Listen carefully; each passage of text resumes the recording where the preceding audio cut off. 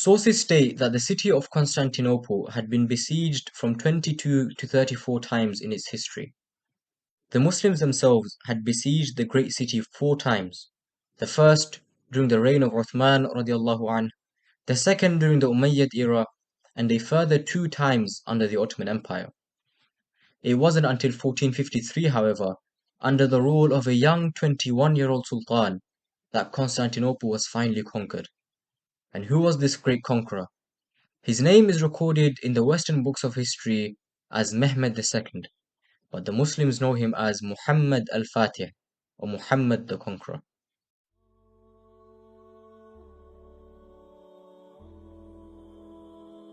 Assalamu alaikum wa rahmatullahi wa barakatuh. Welcome back to another episode of IIP Peace Discussions. Inshallah, in today's video, we'll be talking about the life of the great Sultan Muhammad al-Fatih. Muhammad al-Fatih was a man whose life's mission was to conquer Constantinople, and he worked towards this from a very young age.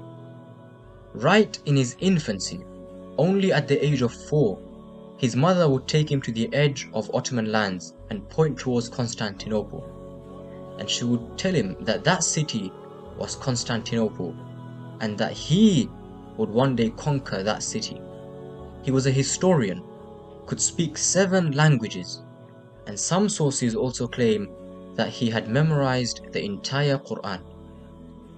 His father, Sultan Murad II, after securing his borders, gave his son the throne, who was only 11 at that time. And the Central Europeans saw this as a chance to attack the empire. And Sultan Muhammad al-Fatih, when he learned about this, wrote to his father and asked him to come to lead the armies.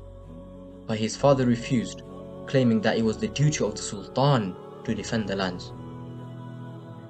Sultan Muhammad al-Fatih then famously replied to him, and really this is a testimony to how intelligent this man was, only 11 years old at that time.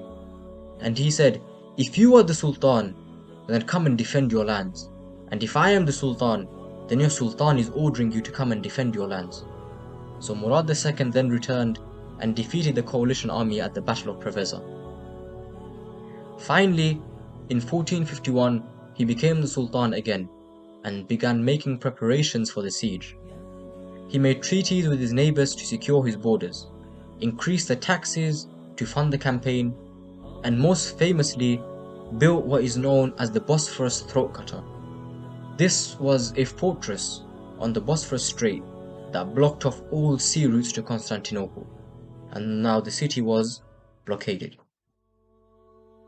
Finally, in early April, he marched out with his army of 80,000 men and began the siege. They bombarded the Theodosian walls with what is the largest cannon ever built. It was the largest cannon ever built at that time, and its name was Basilica. However, the Romans put up fierce resistance and they did not give way. In the latter portion of the siege, Sultan Muhammad al-Fatih, he pulled off a military masterclass that engraved his name in the books of history as one of the greatest military leaders of all time. See, the Romans had something called the Halich, and this was a steel chain that blocked ships coming into the Golden Horde. So Sultan Muhammad al-Fatih, he broke down the trees in a nearby forest and cleared a path through it. He then laid down greased logs and had the ships dragged overland and these logs, and dropped the ships, his navy, into the Golden Horde. Finally, on May 29, the final assault began, and Sultan Muhammad al-Fatih finally entered the city. And Constantinople, which had declined significantly in the latter centuries of Byzantine rule, would once again become the crossroads of the world. However, after taking Constantinople, Sultan Muhammad al-Fatih did not stop there. He continued to expand in the Balkans, and by 1481, he had taken Serbia, Bosnia, Wallachia, Moldavia, Morea, and Albania.